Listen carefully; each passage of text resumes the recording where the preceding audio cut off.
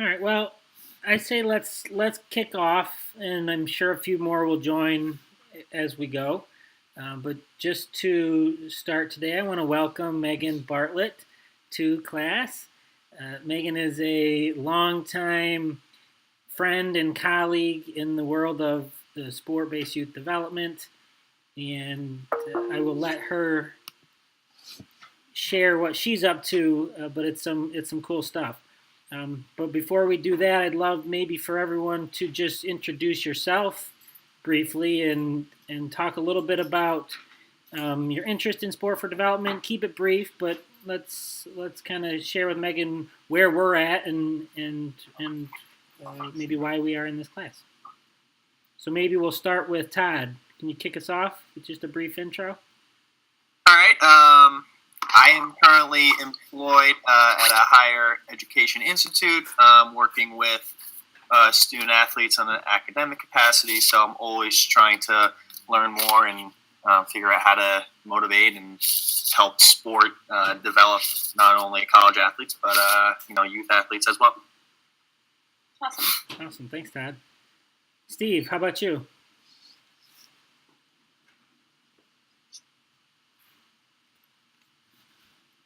Steve, you might be on mute. All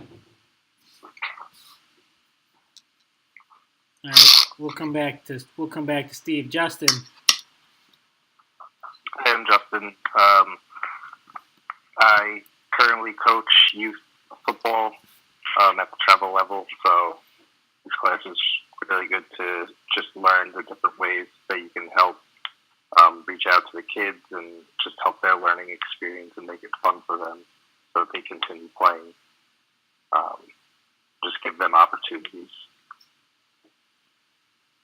Great. Thanks, Justin. Joe, welcome. Introduce yourself. How's it going? My name is Joe, and so I'm taking this class because I do want to have a career in youth sport development. I'm a basketball coach at Delphi, one of the assistant coaches on staff, but I really do see myself working for a youth sports organization, and this class gave me a huge foot in the door, so still ready to learn, ready to go. Cool. Thanks, Joe. Jesse, how about you? How you doing, Megan? I'm Jesse. Currently, I'm doing a fellowship through Adelphi with Play Rugby USA, and I'm the curriculum coordinator there. What was that? Heard of those guys. Good things, I hope. Always. Yeah, it's good. Yeah, so I help align their curriculum with a lot of their the stuff that they want their coaches to kind of coach and all that stuff. So I'm excited to hear what you have to share with us. Great. Awesome. Without further ado, Megan, I'll turn over to you to introduce yourself a little bit more, and then I can share my screen and scroll through the presentation. But maybe just as context setting, everyone submitted their second assignment today, so thanks all for getting that in. After Megan's presentation, we'll go into our third assignment, which is about giving presentations. So class, kind of put your just observation mode on to kind of see presentation style and skills and things like that. But also just enjoy the presentation, and the content is really interesting stuff. So I think you'll enjoy it. And welcome and a big thank you, Megan, for joining us tonight. Awesome. Thanks, David. I'm really happy to be here. Jesse, so you know, when Play Rugby was just 3 guys, and the organization I worked for was just 3 of us, we used to share an office, and it was a dirty, disgusting, gross little hole of an office. So I am proud to know of all of the growth that Play Rugby has had over the last couple of years, and so I'm thrilled that you're in this class and that you're getting a chance to learn from David. Yeah, me too. And you should take a look at our new office. I know. It's very fancy. Yeah. It's way too fancy for those guys. David, thanks for having me. My name's Megan Bartlett. I've been working in the sport for development field for about 12 or 13 years. For a couple of years, I worked at an organization called America Scores, which is a soccer creative writing and service learning organization. I worked in the Boston office to start, and then went to work for the national office a few years later.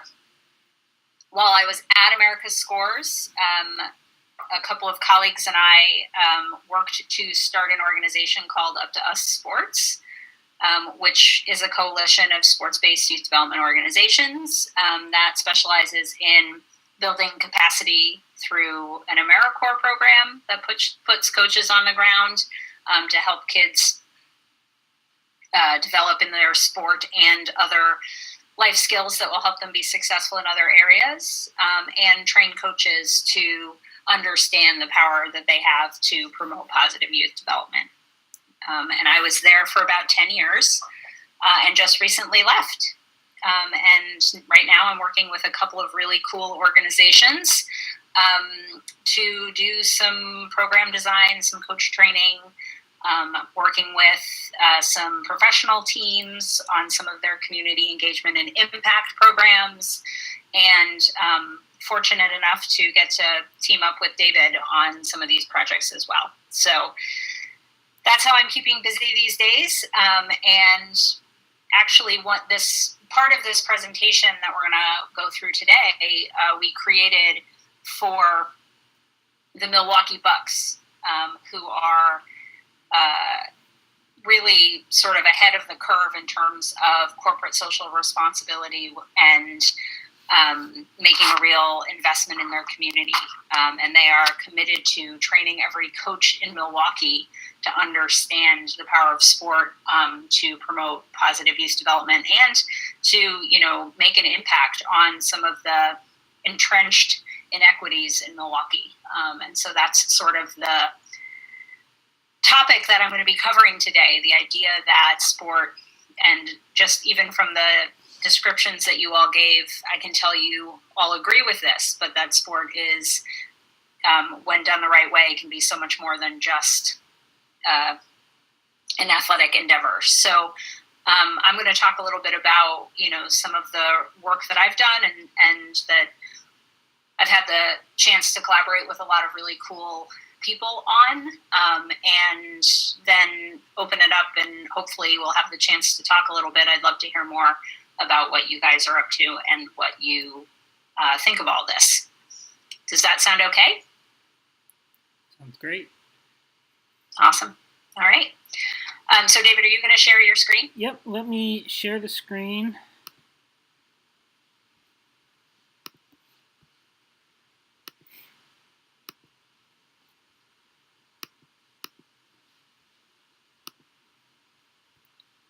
You got it? Got it. All right, great. Take it away. Cool. So like I said, we worked on this, and actually David facilitated a really cool community conversation in Milwaukee as part of a partnership with the Bucks around how can sport be part of the solution to some of the really entrenched problems in Milwaukee. Milwaukee did a really cool thing where they put out, the Greater Milwaukee Foundation put out an RFP for people to host sort of roundtables on different interventions, different solutions that, you know, sort of deserve investment in the city, so that they can address some of the really difficult challenges there. Milwaukee is historically an incredibly segregated city, and actually, and has a really sort of entrenched history in housing discrimination, and so there's some really sort of major sort of structural challenges that the city's facing, and in a lot of ways they're looking for innovative solutions. And so the Bucks, in partnership with an organization called America's Scores Milwaukee, also a former partner of mine, hosted this conversation and had a huge number of folks out, 40 people from the education world, the juvenile justice world, the mental health world, and, foundations and other youth sports organizations, all talking about why sport should be on the table, which was the name of the series, On the Table, but why sport should be on the table as one of the solutions. And so, David, if you can go to the next, yes, scroll down there. So I think when we think about sport, we tend to think about the idea that if kids come to us, if they play our sport, if they participate in the enrichment activities that we do as part of our sport experience, if they really pick up some of the learnings that they get to practice during this sport experience, that they'll sort of go from this middle piece here, that they'll grow some skills that will help them thrive. The idea is if they come to us and we do a really good program, then we'll give them some things. They'll learn some skills. They'll learn some tricks and strategies that will help them be successful in other parts of their lives. So they'll learn discipline. They'll learn to keep going when it's hard. They'll learn resilience. They'll get practice making good decisions. All of those things are sort of part of this assumption that we make about these sport programs, that if they come and they do these things, that they'll grow as people and as athletes, and that those skills are transferable and they can take them into other places and it'll help them sort of thrive in those places. And unfortunately, what that sort of misses is this idea that everybody is ready to grow. And what we know is that for a lot of kids, they aren't. That there are a lot of things that they're facing in their everyday lives that keep them from being able to grow and thrive. And so in order to really capitalize on the promise that we have for programs to help kids grow and thrive, we actually have to make sure, first of all, that they heal. So, David, if you can scroll down there. This cartoon is just one of my favorites, but it really brings to life this idea that in order to, in this case, do math, that there are a lot of other things going on. That a lot of kids come to us with a lot of things that they're dealing with, that really it's unfair to expect them to go to math class when they're holding on to homelessness, hunger, and sickness, or other things that might be going on for those kids. And that we can, if we want them to learn, if we want them to grow and thrive, that actually we have to do something to help them manage those things so that they can be fully part of the program that we're offering. So, yeah, David, if you can slide down. And so that means that we have to have a conversation about trauma, and that trauma is a social justice issue. And so I'm going to spend some time talking about all three of these things.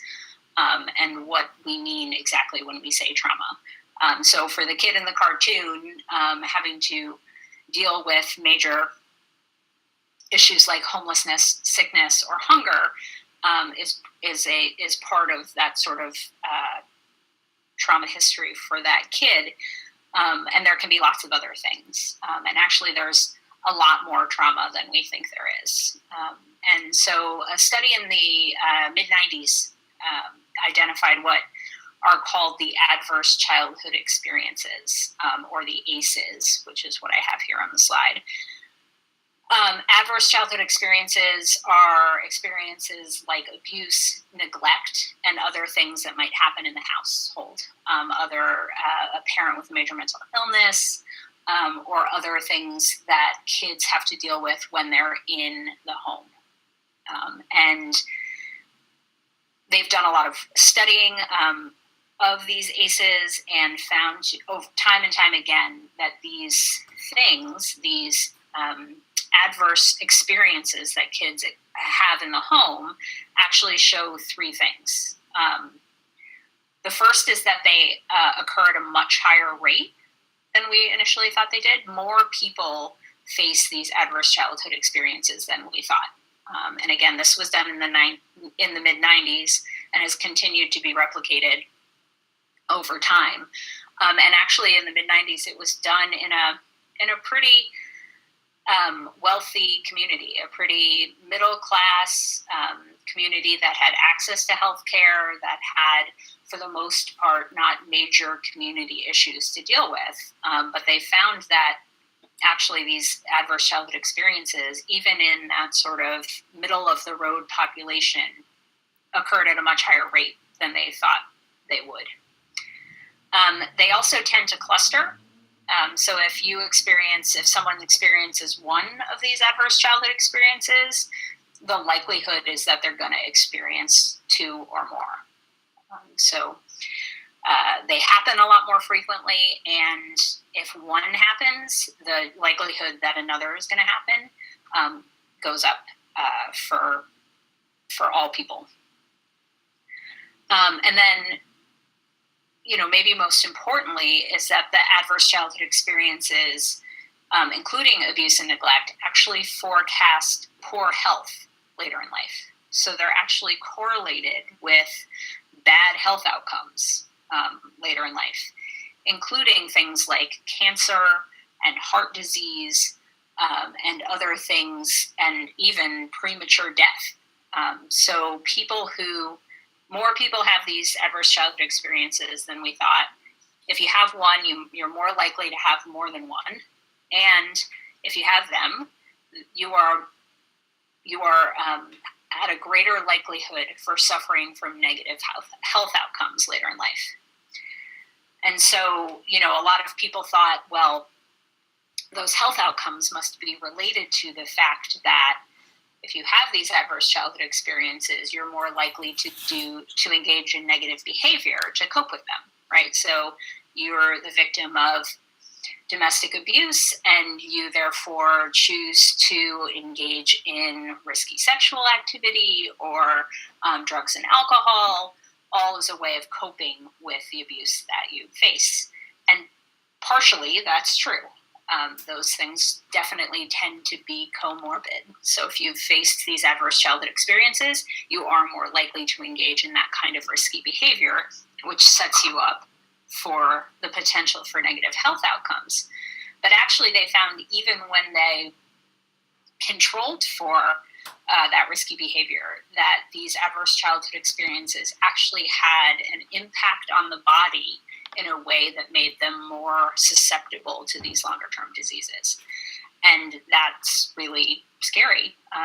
There's a researcher, or a pediatrician actually, whose name is Nadine Burke-Harris, and we're not even 20 minutes in and I've already quoted her, so we'll see if I can only keep it to one, but I may talk about her again. If you are interested in this, you should watch her TED Talk.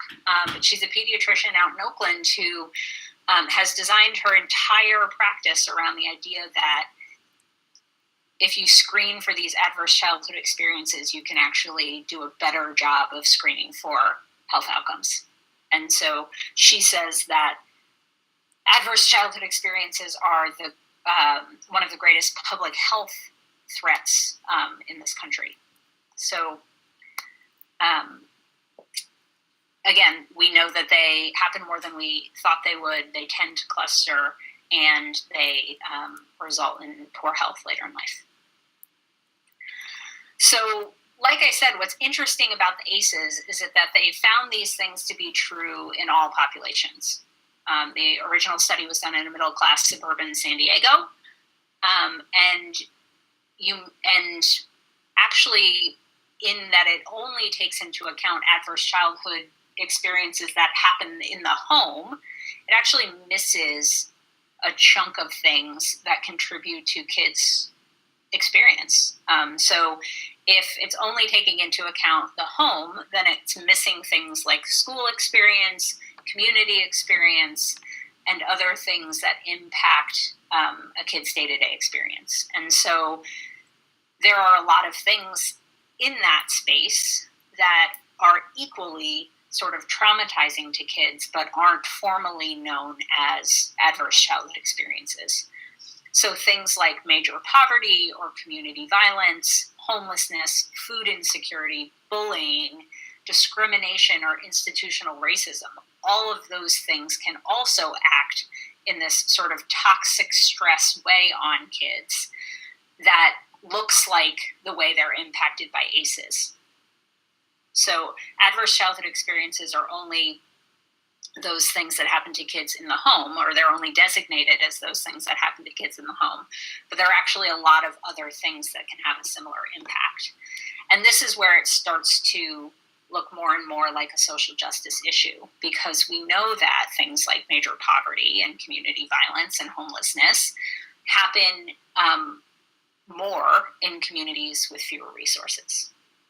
And so if the general population is exposed to household ACEs at a high rate, we know that some populations are going to suffer these other stresses, this other toxic stress at a higher level. And that tends to be under-resourced, underserved neighborhoods where these things happen more frequently. So in causing the similar reactions to kids, to the experience of household dysfunction, these stressors are acting on kids as additional toxic stress on top of any household adverse childhood experiences they experience. So there's an organization called the Center for Promise up at Boston University, and they recently shared a study in which they actually went and talked to kids about what keeps them from being healthy. So ACEs study in the 90s was done on a general population. We know that community stress is happening sort of on a population level, and the Center for Promise wanted to know, what do kids think? What is their experience? If we know these two sort of larger things are true, what is it like for kids who are experiencing this? And so they asked them about what keeps them from being healthy. And they said some really troubling things. They said that in general, they feel under stress a lot. They feel unsafe. In Chicago, this study was on 6 cities, Chicago, Minneapolis, Boston, Philadelphia, Los Angeles, and a 6th one that is probably significantly less important than the 5 that I already named. In Chicago, though, they found that nearly a quarter of the kids interviewed said that they always feel unsafe. And almost half said that they sometimes feel unsafe. A quarter of the kids say they always feel unsafe. And so if we go back to the cartoon and think, how is a kid supposed to learn something when they constantly feel unsafe? Kids generally mistrust and fear the police, so they avoid public places. They observe and suffer from a lack of access to community resources. They cite racial stereotypes and biases as reasons they feel unsafe and unwelcome. And they engage in risky behaviors to cope with stress. So ACEs are happening to kids. This additional toxic stress that comes from the community is happening to kids, and they are experiencing it in a way that actually keeps them isolated from some of the resources they could receive and leaves them with only sort of risky behavior to cope with their stress. So why does this matter? Because this is how kids are showing up. This is how kids are showing up in our programs. At a general level, they're experiencing more stress than we thought. And particularly if we're using sport for development, if we're using it in communities that are lacking some resources, then we know that kids are showing up with these things. And the way it shows up actually matters. It impacts the body and the brain in a way that actually changes kids' behavior. And we don't often understand that behavior or accept that behavior as something that kids are using as a way to cope with the stress that they're under. So David, can you slide down to the next piece here? And these are sort of some of the major points of what it means or what it does to a kid who's experienced trauma or toxic stress. it means that they have an overreactive amygdala. The amygdala is the threat response center of the brain, and it basically exists to determine, sort of be on alert and determine if you are going to eat or be eaten. Biologically, evolutionarily, that's what it was there for. I like to think of it as the little periscope that comes out of the submarine and looks around for threat. That's what the amygdala is doing. It's trying to understand at what threat level are you in at all times.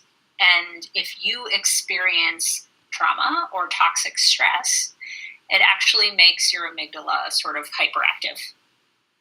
It actually conditions your brain in a way, your brain gets wired in a way that your amygdala is always going. So even little stress is experienced like big stress. So your brain gets flooded when you experience trauma in a way that now every time any stress shows up, it's experienced in the body as though it's that big stress. So if you were being chased by a bear, your brain would go on overdrive. It would get flooded with all these chemicals that would help keep you safe. The problem is when the bear comes home every night and your brain starts to get flooded all the time. And now, even when you are just stuck in traffic, or you hear a loud noise, or someone cuts you off in traffic, or your phone's at 2%, you don't know where you're going to plug it in, you start to experience that kind of stress as though the bear is chasing you. And so you can imagine that kids who experience that kind of stress experience it in a way that is sort of disproportionate to the way that we think they should react. So if you were to react to the fact that your phone's on 2% in the same way that you would react as if a bear was chasing you, our whole class here, would think that was sort of disproportionate behavior. The same thing's true for kids. And so reactions to big stress are actually adaptive when you're being chased by a bear. But the same reaction doesn't work as well when your phone is on 2% or stuck in traffic. So you experience this fight, flight, or freeze reaction in a way that starts to go from the state of being stressed out to the trait of being stressed out. You are always in a constant state of fight, flight, or freeze. And that's actually what we see when they come to our program. So when they go to school, when they come to our program, is that they exhibit this behavior that's a sort of overreaction. And instead of understanding that it's outside of their control, we blame them. They should behave a different way. They shouldn't be so quick to get violent. They shouldn't storm out of practice. They shouldn't get so defensive. They shouldn't withdraw. But actually, they can't help it. They can't help that their brain's more sensitized to stress because of what they've experienced. Their reactions might not seem to fit the circumstance, but their reactions are actually the thing that, under other circumstances, kept them safe. And so I can't see you all, but I am going to ask you to do a little experiment here. And if you can, if you are sitting somewhere where you may either taking notes or have a pen within reach, I want you to take that pen. I want you to pick it up, and I want you to put it in your non-dominant hand. And then I want you to sign your name in your non-dominant hand.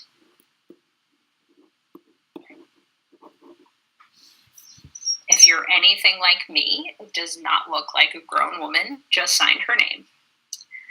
And so I want you to take a look at it, and I want you to tell me how comfortable you were signing your name with your non-dominant hand. Anybody really comfortable with it? I felt fine.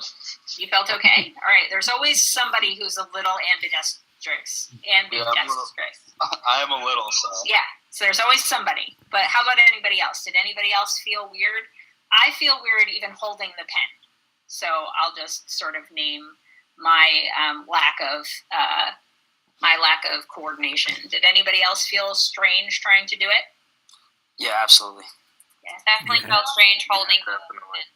Yeah, I love whoever felt strange holding the pen. Thank you. You make me feel better about myself. So, yeah, it feels weird. Does anybody want to venture a guess as to why it feels weird? Something that we're not used to? Totally. Something that we're not used to. What else? Never practice. Yeah, you've never practiced it, right? You've practiced signing your name with your dominant hand a lot of times, right? If you're as old as me, it's a real lot of times. So you haven't done it. It's new, it's different. And actually your brain has been wired for you to sign your name with your dominant hand, probably in a way that you don't even think about it.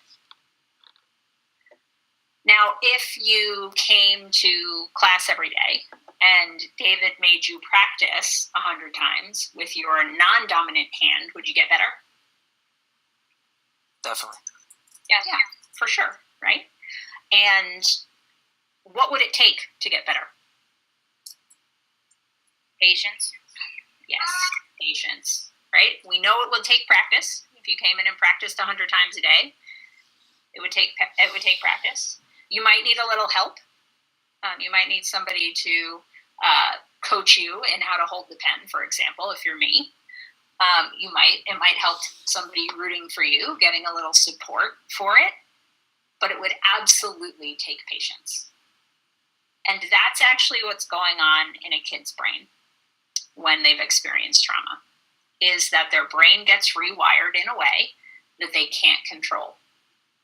The good news is that it can get wired back or rewired again in a way that helps kids learn how to manage their reactions, that helps kids learn how to deal with their stress response in a way that isn't storming out of practice or getting violent or cursing at the coach or whatever it is that they're doing. And so, but that takes practice. It requires some help. It requires a lot of support. And more than anything, it requires patience. Because for a lot of us, we make the assumption that kids should know how to do this already. But what we forget is that this kind of trauma has had an impact on their brain that they can't help, that they can't control. And so it's our job to help them, to give them those tools. And actually, I would argue that sport is one of the best ways for kids to rewire their brain to get to a place where they can manage their stress response. There are so many things that are inherent in the sport experience that actually help with this process. And so I believe that as sport practitioners, we're sitting on the most promising intervention for kids who've been exposed to trauma. And we know that that's a lot of kids. So David, if you want to just scroll down to my guy with the football there. Mm-hmm. And I'm going to give you guys a sort of brief overview of what some of these things are, ways that sport can heal. And then we have another sort of worksheet that gives a little brief description of it, so you won't have to scribble anything down or retain everything that I'm saying here. And we can look at some brief descriptions that'll be on there. But these are the kinds of things that actually, if sport does right, contribute to helping kids heal. And the first one we call the home field advantage, or the idea of creating safety around kids. So I know it's weird to say that I have a favorite definition of trauma, but I do. My favorite definition of trauma is that trauma is the experience of having control wrenched away from you when you need it the most.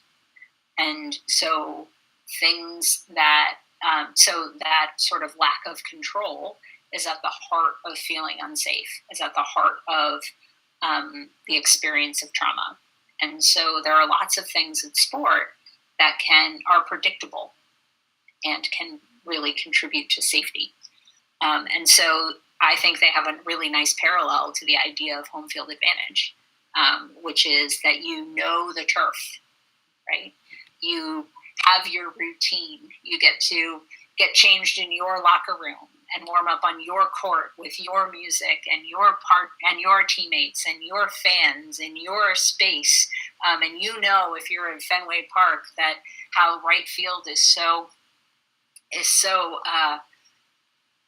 close, and how in left field that you have to play it off the green monster, and that's your home field advantage. And in sport, there are lots of things that can be done to create that consistency and support, which fosters safety and security. There's also seasons of play in sport. So that can the structure and schedule of the sport activities promotes this idea of sort of future focus. But it also creates this opportunity to reset. Where else in life do you get to start over again at 0-0, right? The season's over, and next year starts all over again, right? And everybody's just 0-0 again. There aren't a lot of places in the world where you get to do that, where you actually get to put behind you the past and focus on a brand new season, a brand new restart. And so for people who've experienced trauma, being stuck in that experience, that's what happens. Your body gets stuck in the experience. Even if you consciously don't want to be stuck in that experience, you can't help it because of the way you're wired. And anything that helps us sort of look forward and release things that have happened in the past are really good ways for people who've experienced trauma to heal. Competence. One of the major clinical frameworks for dealing with trauma is something called ARC, and it is attachment, regulation, and competence. All of those things are things that you can get through sport, and competence in particular in sport is just such a big part of the game on every level. There are so many ways in which you sort of track your progress in a sport, and that you can see sort of measurable progress, and in statistics or in times or in free throw percentage or whatever those things are. You can start to see and feel yourself getting better at something. And the seeing and feeling is really important, right? Because it's the kind of thing that you can know you're getting better at something. You can sort of do better on a test. But the experience of seeing and feeling it, being really tangible, is also really good for the body, in the same way that the brain is holding on to experiences when you weren't competent. This is a way to start experiencing things where you are competent. Physical activity. Sport requires physical activity, and body work is a critical component to being successful in sport and to being able to heal. Up here, I'm about to do it. Nadine Burke-Harris, time number 2. She talks about trauma being under the skin. Sort of getting into your body and being under the skin. And one of the ways that you can help release some of that is through physical activity. There's really positive chemical things that go on and support brain development in really positive ways. And you get to start experiencing the things that you would experience in trauma in a positive way. So if you've experienced trauma and you face a new stress or a new threat, your heart rate goes up, you sweat, you start to pant, your eyes dilate, the blood rushes to your extremities, all the things that actually do when you are physically active, because physical activity is putting stress on the body. But if you're an athlete, you also learn how to control that. You learn how to regulate your body. You learn how to calm your body down. You learn how to cool down. You learn how to do all these things that are really adaptive for managing a stress response. So physical activity and this idea of body work is really important. One of the most obvious, but also most important, is this idea of team and community focus. Relationship, development of identity are central to the sport experience, and also really important for people to feel safe and for people to feel the support they need in order to heal.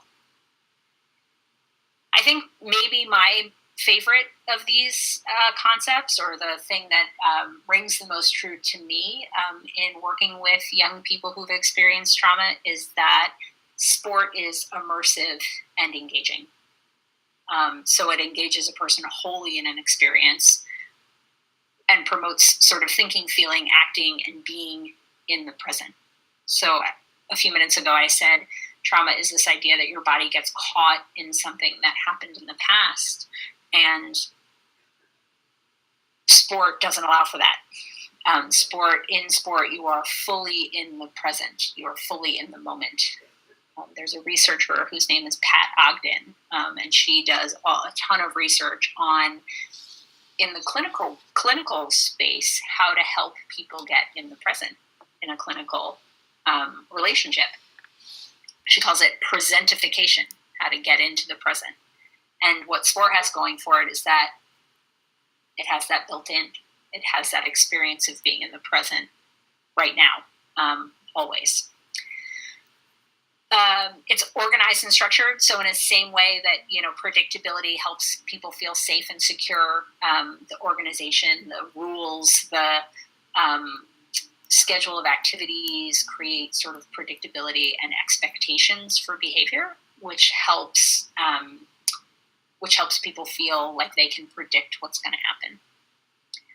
There's obviously a huge number of opportunities to practice making decisions and to experience coaches or other team members making experiences and sort of watch and learn how they do it.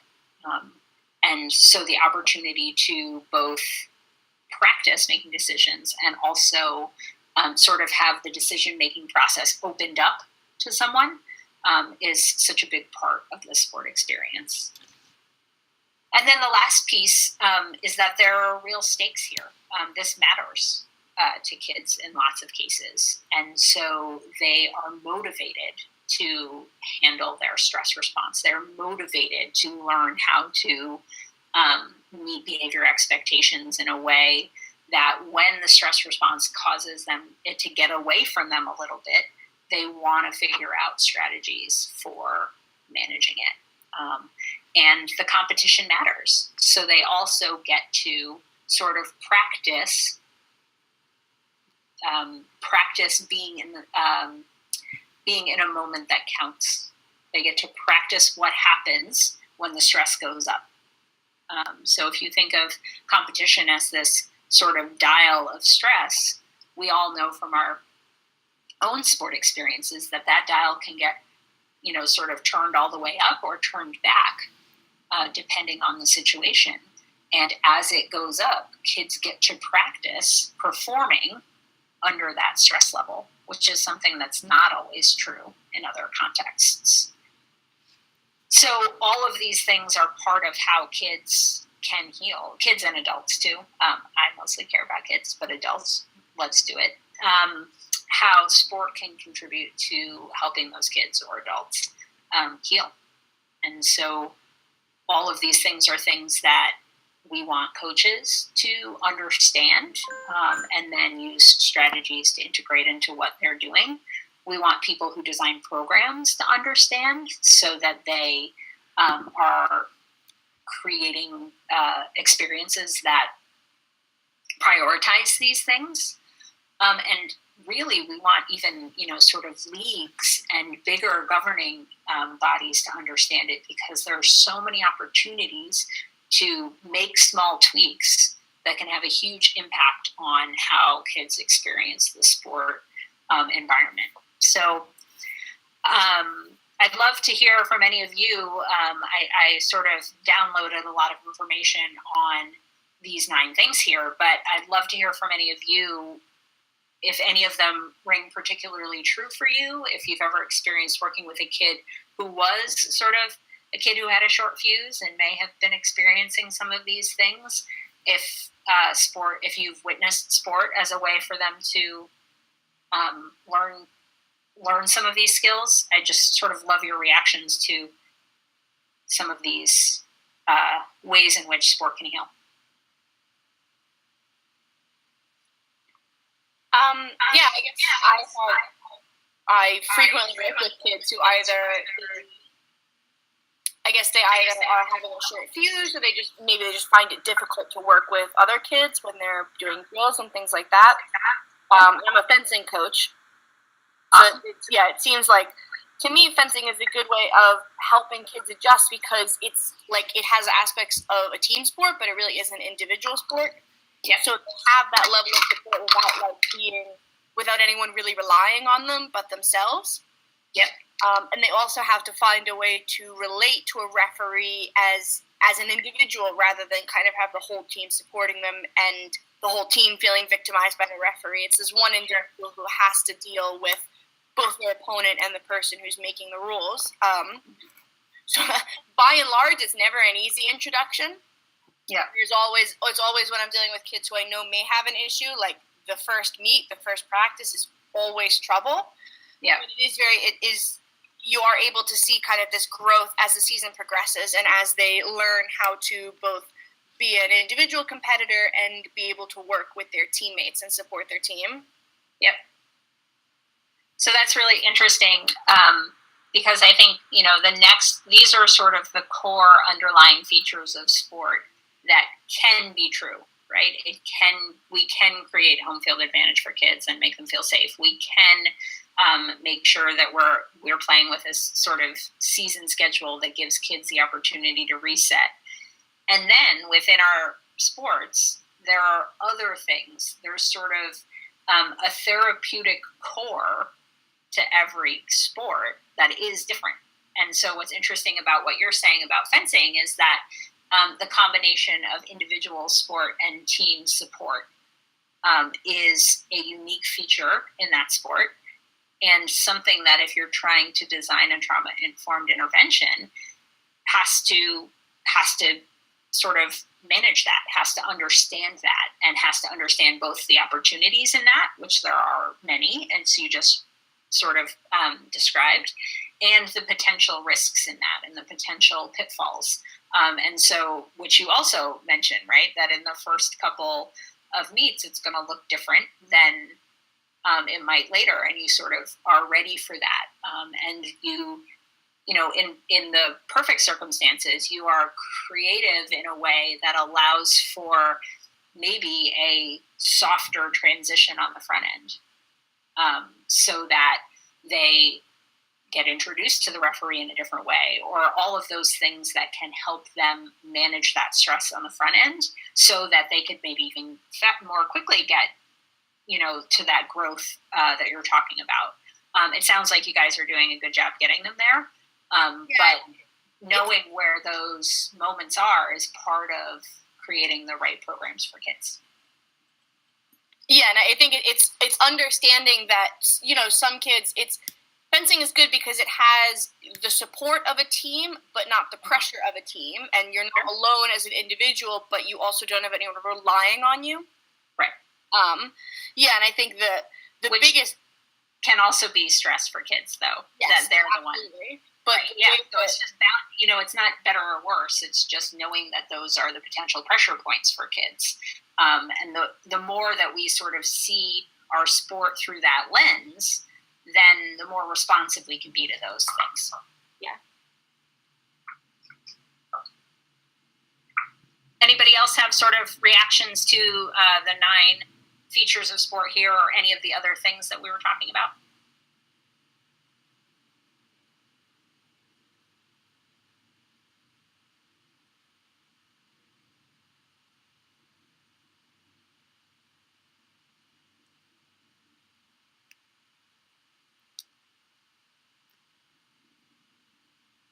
Well, I guess my presentation was perfect. I'm so glad. I wanna open it up more broadly as well. It's a very unique opportunity to have such a creative thinker and innovator, kind of sharing honestly some new thoughts. And this stuff is really kind of fresh in the world of sport for development. So I also want to just say, if you have general questions for Megan and how she's arrived at doing this kind of work, or what her experience as kind of a social entrepreneur is, I want to open up the floor for that as well. And maybe let's flip back to in person here. All right, we're back. All right. All right, I'd love for you guys to chime in with some questions. Again, rare opportunity. I might have missed the beginning. Where are you located now? You're in Milwaukee? Nope. I'm based in Boston, but I've done work all over the country. When I was working at Up to Us Sports, we did a lot of work in a variety of cities, but Milwaukee is actually a place where we've just started to do some pretty in-depth work through a partnership with the Milwaukee Bucks. That's why you brought up Fenway. That's right. Yes, I can't help myself but give away my New England roots. Anybody else? I guess are there sports that you feel are better or worse than others to use as more therapeutic tools? It's such a good question. We get asked this a lot. So I think that there are sports where there are probably some sports that, if depending on a kid's, the sort of trajectory that a kid's experiencing, sort of where they are on the spectrum of how their trauma interferes or doesn't with their experience. So how traumatized, to use sort of a blunt way of putting it, how traumatized they are. I think there are some sports that would be at sort of one end of the spectrum in terms of being a better match for kids at that level. And then there are some that I think, they sort of spread out along the spectrum, and as do sort of kids' experience with trauma. So I think it's not necessarily that some sports are more healing. It's that some sports will match up better with where a kid is at a certain time. And that actually that might not continue to be the sport that helps them push them forward. So one of the things that when you start thinking about the individual thing, the specific things about sport that are healing or have the potential to be sort of hurtful if not managed the right way, every sport has all of them, or has both. And so the question is sort of balancing that, delivering the sport program in a way that accounts for that. And for some people, that means the sport looks different. And that is like a major thing for people to get their heads around, is that actually, if you're doing really trauma-informed work, the kid matters more than the sport. And so in the fencing example, using fencing as an example, you might have to change something in your program that is how they do fencing out there. But here, we're going to do it this way until we get to the point where we can introduce it in a way that will prepare kids to do fencing somewhere else. And for a lot of people, they are not comfortable with that, right? Their sport is sacred, it is perfect the way it is, and there are no things that you should do to change it in order to, that the kid has to change the sport instead of the sport has to change to the kid. And that's a block in really delivering true trauma-informed programming. And there are always going to be sort of compromises, and they're always going to say, you're always going to want to give kids the challenge of sort of growing and developing, but sometimes the sport you are offering is actually going to have some element in it that doesn't fit with a kid's skill set. And so how do we adjust? We can either try and find the kid another sport. That wouldn't be my approach. My approach would be, how do we make this sport work for this kid, because I want this kid to stay with me. Thank you. Yeah.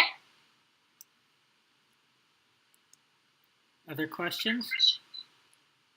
Comments, thoughts?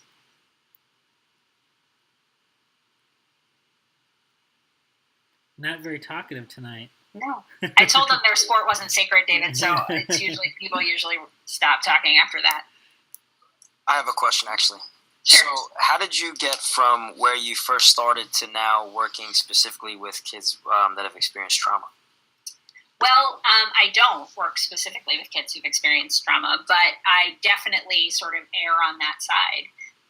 And that's because when I started my work at America's Scores 14 years ago, I began to understand how little most sport coaches know about this. So before I worked in sport for development programs, I worked in community mental health.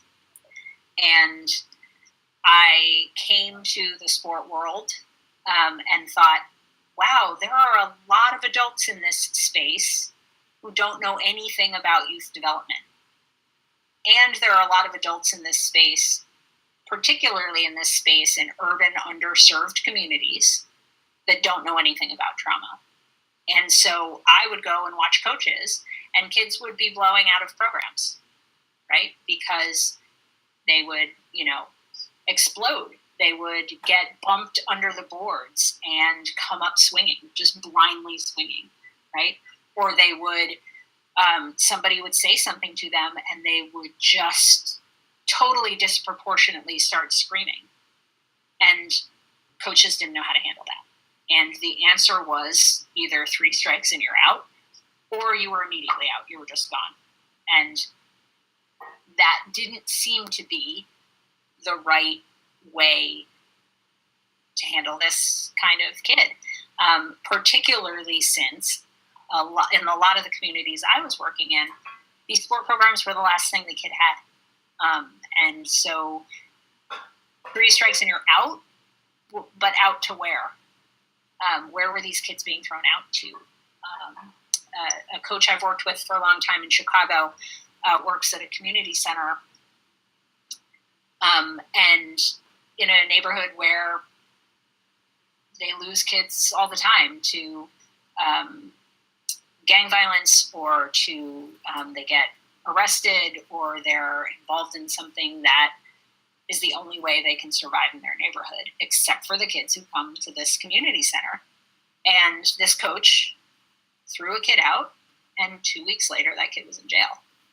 And he doesn't throw kids out anymore because he'd rather have them there than somewhere else. And so that's sort of trying to get more coaches to understand that when a kid does that, they're in pain, they're in psychological pain,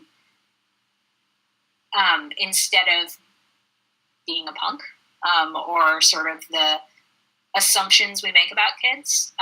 That was what became sort of so important to me, was that coaches would understand that the kid needs to develop some skills, and that it's not necessarily a reflective of their will. They are not willfully behaving this way. They actually can't control their behavior, and they need to learn some skills and not be focused on the will. Yeah, so would you say that this is becoming more of like a popular thing for coaches to be trained in? I hope so. I think over the last 10 years, we've definitely trained more coaches in this. And things like the Bucks investing in this to train every coach in Milwaukee, that's certainly bringing a profile to this idea. I believe all youth practitioners, not just coaches, should understand this. And what's great and unique about coaches is that they're sitting on the answer, in my opinion.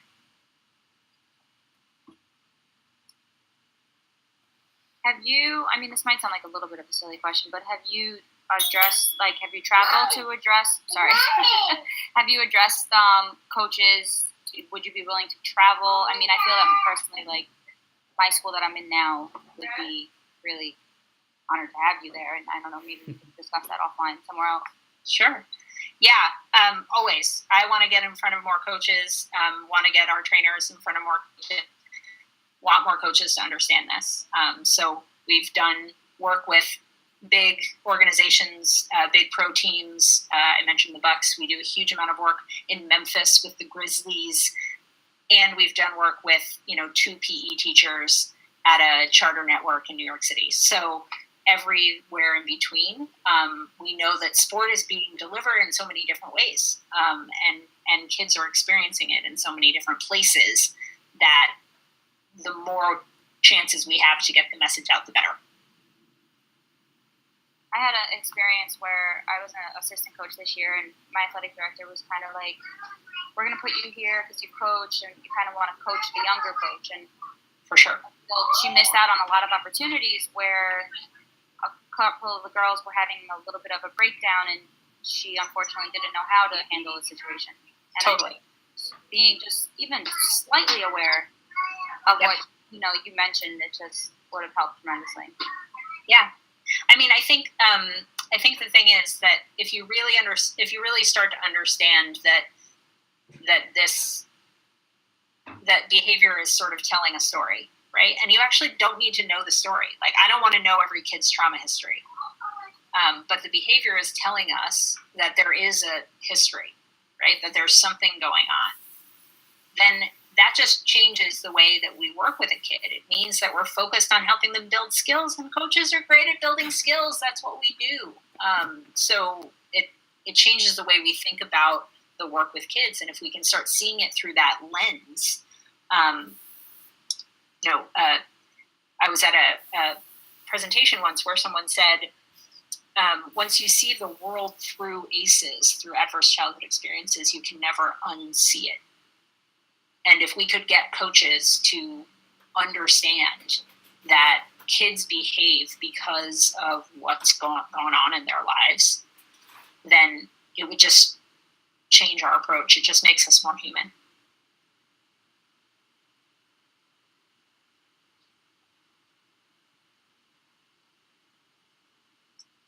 Anyone else?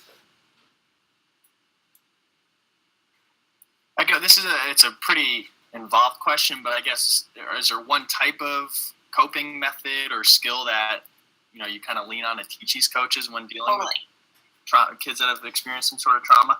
Yeah, I have a lot of favorites, but one that comes to mind just off the top of my head is that we sort of underutilize physical activity as a way to manage dysregulated behavior.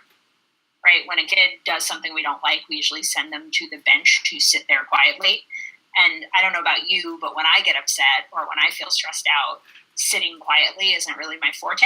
And so, I think there are lots of things in the sport experience that allow us to let kids walk around the field, to let kids jump rope, to let kids ride the bike while the practice is going on, across the gym, that are actually the physical activity helps the body absorb the chemicals that get released when you're triggered, when your stress response goes off.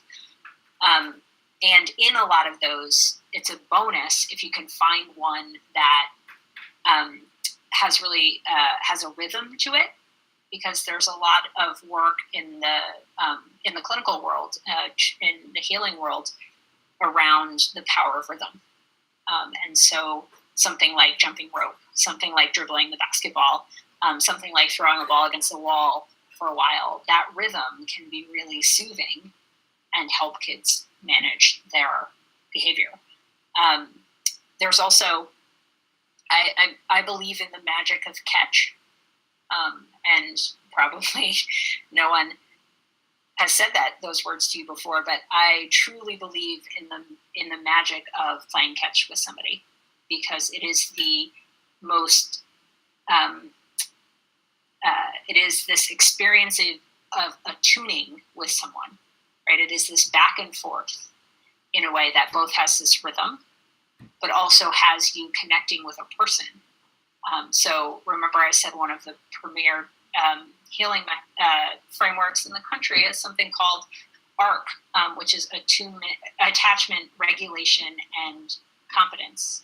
And catch has all of those things, right? This one-on-one experience, this idea of regulating, right? And if you've ever played catch for extended amounts of time, or baseball and softball players for sure, but other sports as well, you know that you sort of go up in intensity and back in intensity, and you can throw it as hard as you want, and you can whip it back and forth at each other for a while, and you can get really close, and you can spread out, but it's all your own choice. It's all your own control with that person, and really getting attuned with somebody like that is really healing.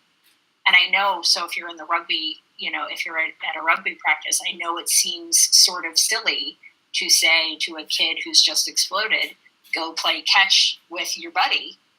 But actually, that's the kind of thing that will help them reset, right?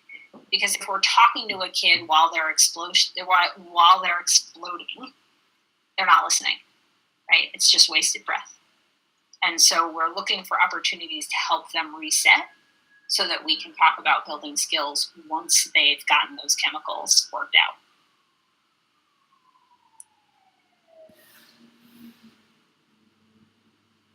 And I have a lot of other ones that I'm just not going to, I'm just,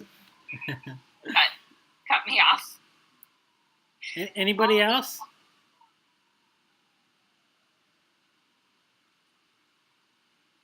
I guess I have one for you, Megan. I think just to kind of share something for the students. I mean, this is a class about innovation and entrepreneurship, and we've been working this semester about finding kind of a problem that's close to your heart, that you're passionate about, and dissecting it and researching it, and then putting a concept together about how you might address that. And we're next going to be going into doing presentations about our ideas and kind of how to bring those ideas to life.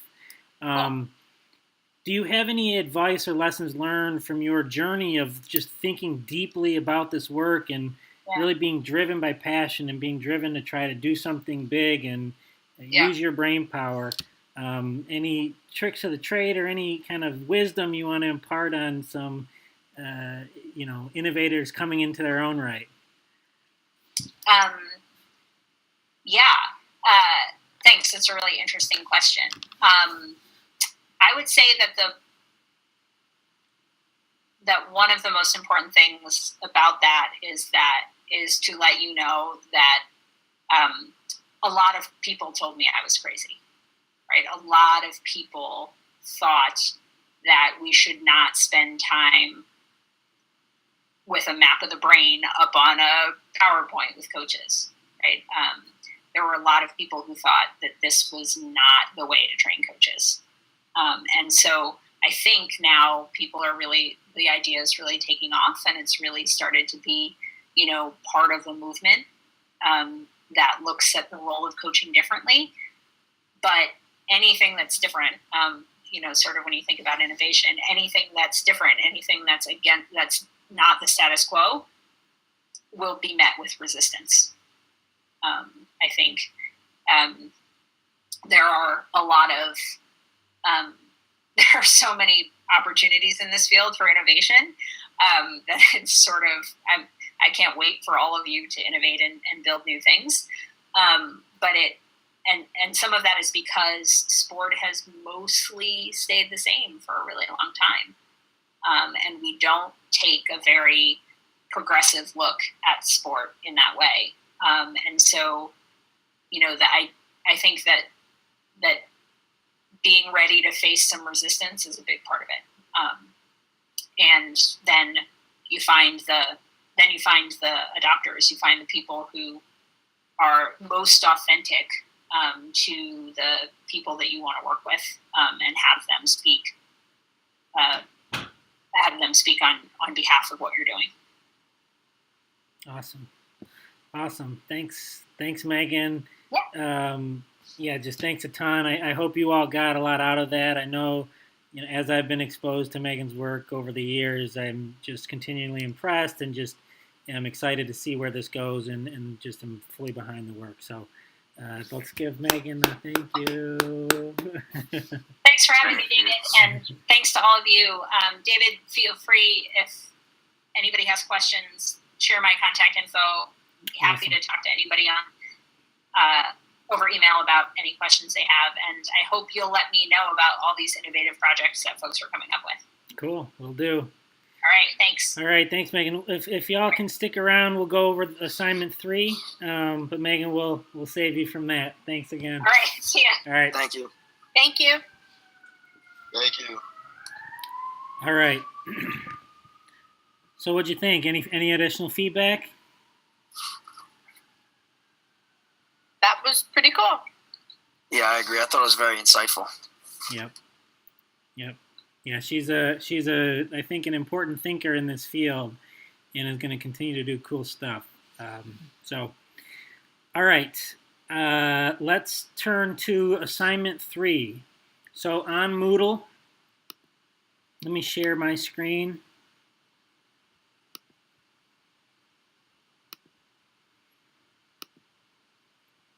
In the assignment center, we have assignment 3 now posted. So I'll go through it here quickly, and then you can take a deeper look yourselves. So, again, as we discussed last week, this is going to be worth 100 points, and it's going to be building off your first 2 major assignments where you've identified a problem and then developed a concept note or a concept paper as a way to solve that problem.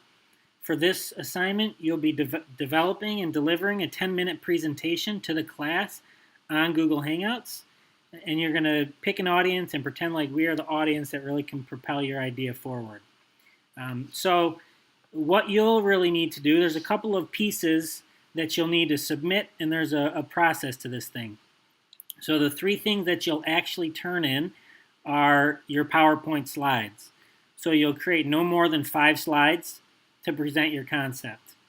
And you can talk and deliver all the information you want, but you got to fit it into 5 slides. And again, that can be very minimal with images, or that can have bullet points. That's up to your own creativity. After you put together your slides, there's a group component to this where you'll be getting together with groups of 3 or 4 with your rough draft of your presentation. And you'll give that presentation, and you'll kind of explain it, and you'll get feedback from the group. And as part of the assignment, you'll actually complete a self-evaluation form to say, were you prepared for this group session? What was the good feedback that you got, and what was the good feedback that you gave? Because I want there to be an experiential component to this. Third piece is a project management tool, which is just an Excel tool. It's pretty easy to fill out, but it helps organize your thinking about so let's say your pitch then gets all the money you need to roll it out. What's the budget? What are your major goals? And what are a few projects that you would start with? And we'll go over those tools so it's not so daunting. But the real meat of the assignment is all this comes together when you'll actually give your presentation to the class. And we'll do that for the last 2 classes that we have on December 7th or December 14th. So the way that this is graded, 20 points for the actual slides, 20 points for the self-evaluation and the group component, 20 points for the project management tool, and then 40 points based on your actual presentation of the material. And again, this is not new material. This is repackaging your concept note in a way to give a presentation. So just not to be too scared with the amount of work that it would require. And then this goes into each component of that and gives a bit more detail. I'll leave you to read that on your own. Due dates. It's due on December 7th at 10 a.m. This is in your course schedule, so it's consistent with that. On December 7th, you'll send me an email with those 3 attachments, the slides, the project management tool, which again you can just download straight from Moodle, and the self-evaluation form, which you'll download straight from Moodle. I guess the trick to this one is the group component, and that's going to be due on November 30th. So once we get into groups, before November 30th, you'll have to organize a time to get together on Google Hangout or in person, and you'll have an opportunity to practice. And so at that session, you should come prepared with at least a rough draft of your slides and a general direction of how the presentation is going to go. Okay? So before we kind of split up into groups and I give you those, are there questions? I'd love to answer those now. Yeah, Professor, I have a quick question. Sure. So, are we making our own thing off our concept map, our own idea based off that, and then getting the feedback from everyone else in the group?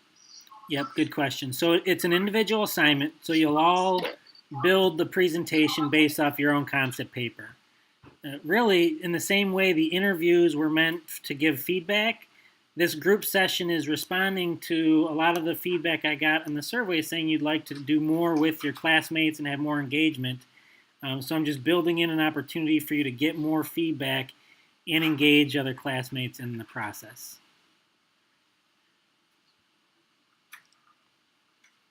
Okay, so that like relating from instead of having the interview, it's like your classmates, just like for example. Yep. Yep, it's a chance to come together and practice and get feedback. Any other questions? Are you assigning them, or we just pick people?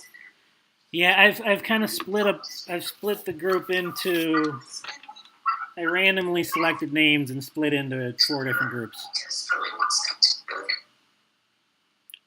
So, any other questions before we go into that part?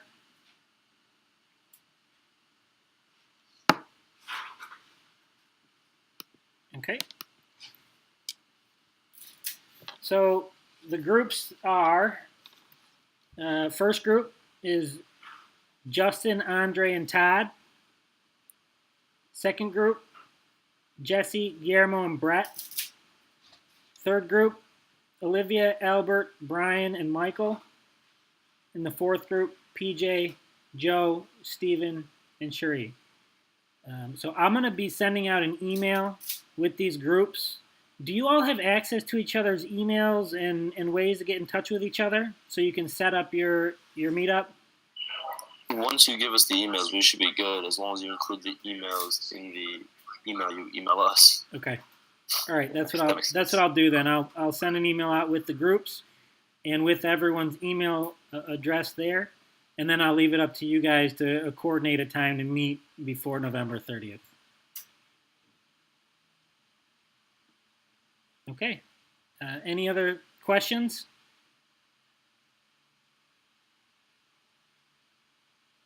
Okay.